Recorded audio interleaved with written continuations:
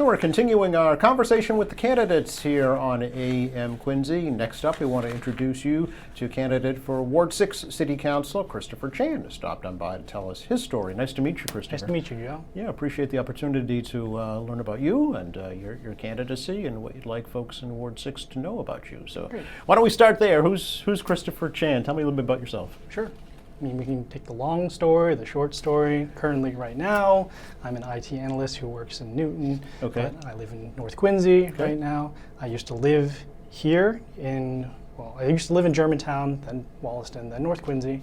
I moved out when I was an adult, and I spent most of my adult life in Boston. And then I moved back recently, having been dating my now wife for a number of years. And yeah, we're living together and just trying to start a family, start a new life together. Sure. So where did you go to school, Christopher? Where did you learn your trade? Yeah, okay. So I went for high school, I went to Boston Latin School. Okay. And then I went to LaSalle University, which is in Philadelphia, for undergrad. And then pretty much I was just trying to look for a job ever since I got up. So I worked for the Census Bureau as my first job. Oh. Worked for the Decennial. I worked in the office as a clerk. I was a field rep for a number of years doing consumer surveys, collecting employment information, things like that. Worked a contract job a couple times, and then probably around the 2017, 2018 mark, I started to pivot.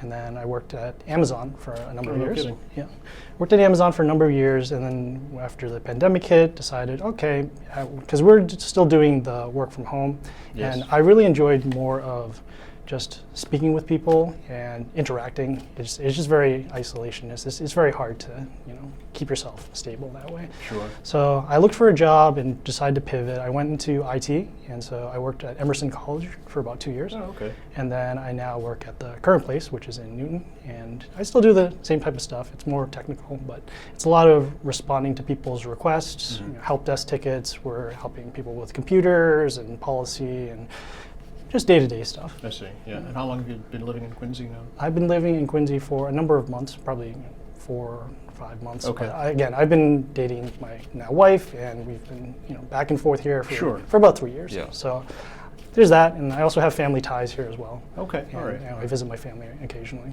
So obviously you're first running an elective office now, right? Yes, Okay. that's correct. So why did you decide to do that? I decided to run because I had always been interested in trying to serve in government. Ever since I was a kid, I thought I was going to try to run for president of the United States. Okay. Or try to at least represent the Asian American population, just because I identify with that. I see. But as the years have gone by and priorities have changed, I thought, okay, it's probably better for me to have more of a broad appeal to everybody. And it's really just more about serving the people, serving the community, and really just creating those connections. So on the heels of, say, the presidential 2024 election, and my life just recently changing with getting married and whatnot, so I just want to do something new, and then also, want to make an impact in the community. And so, my wife's family lives here. Part of my family lives here too. There was a meeting by Adjust Quincy, which happened around January. They were looking to spur on first-time candidates. I said, okay, yeah, let's see what I can do here.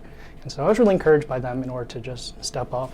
And I'd also had been a part of a program called the Commonwealth Seminar, and they introduced people to government, learning about the legislative policy. A lot of speakers come out, and we even toured the State House. Okay. And yeah, it just kept me interested in working with government. So after all that, I said, okay, this is probably the time for me to do this. And yeah, I saw that, how can I help the community? I've been to city council meetings, did some research, and decided, yeah, I'm going to run. Okay. Yeah. And how's it been going so far? How's the campaign going for you? It's been pretty good. Yeah. We're having a lot of good conversation with people. Okay. We're learning more about the neighborhood, learning more about the nitty-gritty about the city budget and initiatives that the city wants to plan, and really hearing the concerns of people. And I like hearing the stories. Yeah. Yeah. And Ward 6 particular, what are folks telling you that they're concerned about? Ward 6 people are telling me about not being fairly represented in Ward 6, that the representation is disproportionately in a few areas. On top of that as well, it's that the incumbent right now, Bill Harris, has been unresponsive in terms of just getting back to people. and just the lack of open communication and regular updates. I remember when I went to the city council website for the first time, there's a section, it said something about what's going on in your neighborhood, and the link that I clicked, it goes to a YouTube video that was in 2018. It was talking about the Big Y. The Big Y is not there anymore. And the issue there isn't relevant. I wish more of the things were updated and a little more accessible to people. Okay, so as a ward councilor, how would you improve that? How would you change that? How would you stay in touch with their constituents and keep them informed? Yeah, that's a good question. Yeah, I've currently right now, while doing the campaign, I've been letting people know that I'm accessible everywhere, basically. Got an email out there, got a phone number, website, Facebook, Discord, Reddit. If you say something on social media, you'll probably find me there.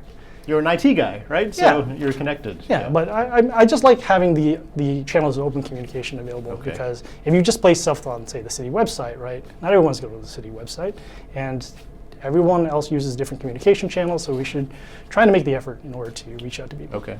What about in-person meetings, Chris? Do you think those are important as well? Oh yeah, of course. Yeah. Okay. You don't necessarily get to feel out people just by talking to them online, and you can kind of see how people tick. But it's just nice to have that one-on-one interaction, that personal touch. I would be up for meeting with people office hours, whether it's, let's say, the public library or an office, or even at their homes if needed. Really just open and willing to reach out to others. Okay. I'd also be willing to have things like open city hall, town forums, things like that, and allow people to come in and voice their concerns and really feel like that they have a space in order to talk. All right. Are there any particular, Ward 6 projects that are going on that people are concerned about, or quality of life issues? Obviously, I'm thinking things like the Long Island Bridge is probably the biggest one, right? Right. Yeah. Are folks still talking about that? I would say very much so. Yeah. There are a number of issues that people are talking about. I would say traffic is one, heading towards the Ponds Bridge. Sure. Squantum School being built. Yeah. I took a look at that. It's pretty cool. It's good to have the renovations happen. I like the part where they're saying they're trying to make net zero energy. That's the plan. Very sustainable. And in terms of the Long Island Bridge, I myself have a different stance than the other candidates that are out there. Okay. I feel that it should be that we rebuild the bridge. And the city, rebuild the bridge? The Ward 6, right? Okay. Right, Ward 6. Ward 6 rebuild the bridge for a number of reasons. Right? There's a 2023 navigational impact study by the City of Boston, and they looked at the alternatives that they could have for doing the bridge, whether it means using ferry service or using the old structures, and they decided after all that, they list in that report what the best alternative should be, and they came upon the conclusion that building a bridge would make sense. Okay. In order to service the people who need to work there, the staff, the people who need treatment, the number of people who need to go in and out of there as well. It would help as well in order to not use so many resources in order to keep fighting this fight, as well as that being able to collaborate with Boston and have a better use of resources. And then finally also to help society as a whole in order to help the folks who need help with substance abuse, homelessness, and other forms of mental health issues. Okay. What about the concerns about how it would impact traffic through North Quincy and Squantum? Yeah, I am aware of that. Sure. The traffic issue is going to be a thing that will need to be taken a look at. It's kind of tough already because Squantum is just kind of one way in, one way out. So that might need to be addressed as well. But for the most part, I think the traffic itself, although it is important, I think that we should weigh it more towards the greater benefit for our community. So, and again, just to be clear, you want the city of Boston to rebuild the bridge, not the city of Quincy, right? Right. Okay. Right. Yeah. just to make sure my, that's clear. my to folks. apologies. Yeah. Yes. No. The bridge to be rebuilt is what Okay. I'm going for. Got you. Okay. Anything else in terms of development? In terms of development, yeah, we do have a development issue. I would say there's a lot of overdevelopment that has been happening. The need for affordable housing and housing in general in Quincy has been an issue. And I've seen a couple of the candidates speak upon this. Rezoning is a good method in order to deal with it. There is the concern for additional traffic, and there is the concern that perhaps we as the city are not going to be getting such a great deal in response to letting additional developers come in. And we just want to make sure that we do what's right for Quincy. Yeah. The question of should developers get tax breaks came up during the last council session. How do you feel about that? Yeah, I realize that there has to be some sort of incentive in order to bring people in. I'm not sure if necessarily Quincy has the leverage to do so just because of the debt position that it is in right now. But in order to work on solving that, right, we're going to need to increase the revenue somewhere. It can't just be that you tax the current residents or the current business there. We're going to need to draw outside money in order to do so. And even with the tax breaks, my stance would be that we should try to limit the amount of tax breaks available for developers, if any, and then just try to make sure that we're giving fair representation for the residents who are also going to be living in these places. Make sure that it's affordable for them, and make sure that we can hit full occupancy if possible. Okay, all right. So it's a balancing act, it sounds like. Very much so. Yeah. You mentioned affordability for the city. So, do you think Quincy is affordable right now? No, it is Okay. not. Yeah, I'll just go into some of the Yeah, notes sure. here. Please All right, use yeah. your notes. Absolutely. Absolutely, Yeah, okay. Any thoughts about that? Yeah, so in terms of fixing the affordable housing problem, that is lowering the burden for tenants to find units, because they have to go to a lot of different places, go to different websites, different organizations in order to find funding, apply for the lottery, for example, in order Yes. to draw a housing position. Yeah. We should increase the amount of housing as well, because if it's not available for people, right, the prices of the other houses in the neighborhood are just going to go up. Supply and demand, right? Right, of course. There was a video from, I believe it was just about a month ago, where you had spoke with the Affordable Housing Trust. Yes. And they had mentioned that we should, at least this is my opinion, that we should increase the compliance with the affordable housing requirement. So there's the part they mentioned where it said, okay, if 1.5% of the land is used for housing, that's good. But I think we should go further than that. Okay. And we should try to adhere to the 10% or better. Okay. Even in the interview, he mentioned, oh, hey, we're doing better than 1.5%, but we're still below that 10%, and having those number of units would help in order to alleviate the housing Okay. burden. All right. Yeah. Just to be clear, so right now developers have the option of either meeting that threshold or paying into the Affordable Housing Trust Fund. Of course. Many of them choose the latter to pay into the trust fund rather than create affordable units within their developments right now. They have to meet a certain threshold. Of course, yes. So you think that should be higher? I think it should be higher. Okay. Yeah, and I wouldn't want it to be where developers keep paying the fee in lieu of that. Right. Because you're just going to kick the can down the road. You're Okay. going to exacerbate the problem even further. Okay. I've also been asking candidates, Chris, about how they feel about a possibility of a residential property tax exemption. Have you thought about that? Do you have feelings about that? Yeah, in terms of the residential tax exemption, yeah, the exemptions and the abatements, they are good on a individual basis, but it is going to put pressure on the tax rate for the citizens, because if you're lowering it down, the money's got to come from somewhere. Right. And if you're trying to meet your financial obligations, then you're going to have to collect more money overall from people, or just put people at a higher tax rate. So again, I'm trying to emphasize that we do need to collect outside revenue, and as well as this, we should be looking to shift the tax burden from the residents to other parts of the revenue, whether it means commercial, industrial, or personal property. For comparison, in Boston, the percentage is around 44 for the residents, and in here in Quincy, it's around 75. Okay. So City of Quincy is pretty overly weighted towards collecting residential tax, and Okay. I'd like to shift it more towards Okay. businesses. All right. You mentioned the city's debt. Last report, it was like $1.5 billion. So are you concerned about that? Do you have thoughts about how to address that as a city councilor? Yeah, I do have thoughts about that. The budget itself it's. I don't want to try to look at my notes here for that. It's okay if you want to. Oh yeah, I know. I want to keep the flow going. Sure, I appreciate it. Yeah. So yeah, the city itself has its debt obligations to fulfill, and again, the money has to come from somewhere. I did look at the budget, and I saw that at least at this current moment, that one of the things that took a hit on the budget were the pensions.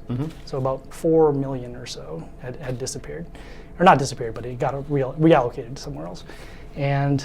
Yeah, that is of concern to people, right? Okay. We're still trying to have a good quality of life for the citizens here, Right. but we still want to be able to fulfill our obligations. I know that the credit rating for the city has gone down. That's going to make it harder for us to borrow at favorable rates, and then people are going to want more incentive in order to want to invest. So we need to rework the image for the city of Quincy in order to gain the trust of people, in order to also give us more favorable economic conditions in the future. Okay. To that end, to the trust issue, I know that transparency is one of your kind of talking points throughout your campaign, Yeah. right? What do you mean by that? So for me, transparency, it starts with myself, right? It's talking about what I'm going through, what I can share with people up to a certain extent, and just keeping them in the loop of what's going on. In terms of, let's say, the city budget, right? There are line items there, and it's about 350 pages of stuff. Not all of it is explained, and to the average citizen, you look at it and you're just going to kind of glaze over it. I would like those items to be expanded upon, to give a little more clarity as to how the budget is actually being allocated, and then just have somebody just make it easier for people to, make it easier for people to understand. Okay, all right. As an, do you think that your background in IT would give you some expertise on how to address that? Not necessarily my background in IT, but the way that I do my work. So it's more of just breaking things down into simple pieces and just making sure that if you know what you're talking about, that you're able to communicate it and make sure people are on the same page in terms of understanding. So that way we're not just left in the dark and just try to do things right off the cuff. Right? We have a plan and we're going to stick to it, but we need to make sure that we see the steps and go forward. Okay. It sounds like you've looked into how municipal government works in terms of the rules and the things of that nature. Yep. So you've kind of trained for this role, it sounds like. Not necessarily. This is still stuff in the background, Okay. right? But I'm learning day by day. Yeah. And when people bring up new issues, when candidates talk about things that are important to them, Yes. look into those things and really want to at least be able to engage with people. Okay, so how would you just describe your kind of problem-solving technique? Sure. So we want to make sure that we understand what the problem is first. Then we look at our resources. We also assess what knowledge we have beforehand. And then not necessarily trial and error, but making sure that we understand what we're working on. And then also keeping people in the loop, making sure that they know what I'm doing to address the issue, and then that way there's also kind of a chain of custody where they can see, oh, this is what I did, and did it go right? Did it go wrong? If it did go right, sure, we'll mark it down. If it did go wrong, well then we have that on record. We move on to the next proposed solution. Okay. Do you want to talk about some citywide issues that have come up, namely the salary issue and then the statue issue, if you will? Sure. Okay, yeah, let's talk about them in order. So let's say the raises right now. Okay. So I am not for the raises. I understand that it's hard to live in Quincy because it is expensive, and I realize too that the position that I'd be running for, it pays around $44,000, something like that. As it currently stands. Yeah. So it would be tough alone to just run as a city councilor, right? You'd also have to have some sort of additional income. HUD itself, I remember again in the Affordable Housing Trust, they're saying the median income for Quincy is around $92,000. That's right. Yeah. And apparently, if you go below that, you would actually qualify for housing assistance. So it feels kind of weird to say that, okay, hey, I'd be a city councilor, but also I would need affordable housing. I see. Yeah. So it doesn't seem consistent to me. I myself am not running for the money by any particular means, having stated what I know about the salary. Okay. For me, it's really more just about serving the people, and I'm okay with that. Okay.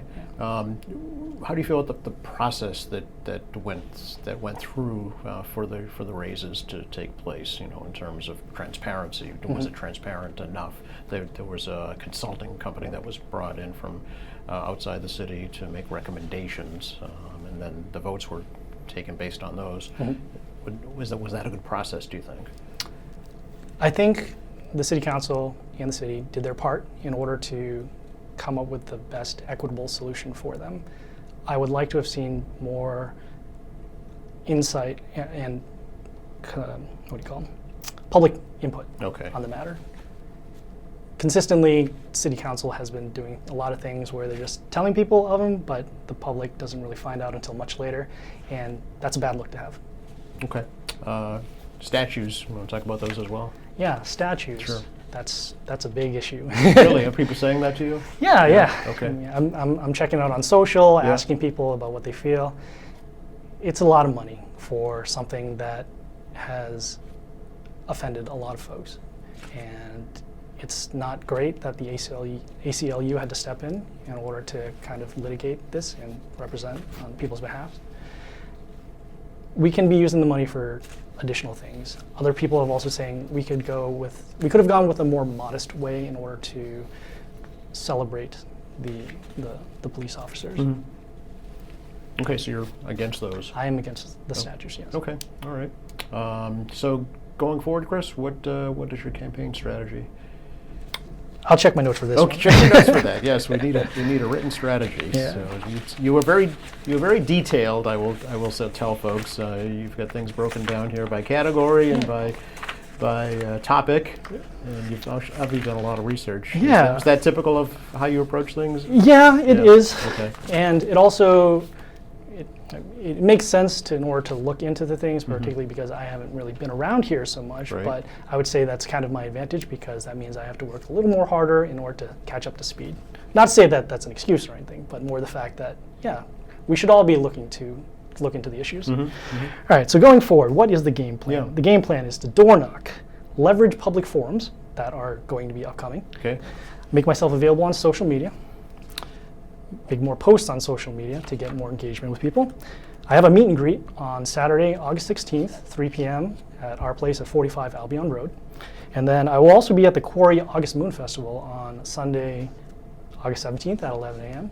I'll have a table. I'm sharing it with a couple other folks, but come by, say hi. Okay. And, we'll just chat. Okay, very good. Anything else you'd like to share with folks right now? You mentioned you have a website, phone number. If you'd like to give those out, feel free. Yeah, okay, sure. Yeah, my website is christopherchan.org. Phone number, if you want to reach me, it is my personal cell phone, so just be aware. It's up to you. I'm okay with that. All right. 617-763-4178. I'll try to reach you as soon as I can. If not, please leave a message. Please be as detailed as possible so that I can help you. Okay, all right, very good. Anything else right now? It's hot. It is so hot outside. I don't know how people are door knocking. It's crazy. Is this something you would do again if if not successful this time? We'll see. Okay. We'll see. I mean, I would like to kind of gauge how the results are. Okay. And then see how receptive people are to the ideas, and yeah, just hear more about the feedback, and then decide whether or not to pursue. Do you plan on getting involved with any kind of volunteer organizations or civic groups in the city? Yeah, I get the information from Adjust Quincy. Yes. Okay. I do talk with people from Quincy Votes, and I would like to be get involved rather with Quincy Cycles. Oh, Quinn Cycles. Yeah, Quinn Cycles. Okay. Yeah. I used to be a big bicyclist in Boston, and I wish we had more of that infrastructure here, bike lanes, and just more accessibility for people instead of having to drive around Quincy. Okay. Yeah. Great. All right. Well, appreciate the opportunity to meet you and talk with you, Thanks, Joe. and we'll see you on the campaign trail. Awesome. All right. Thanks for watching us here at AM Quincy. I'm Joe Catalano, and we'll see you next time.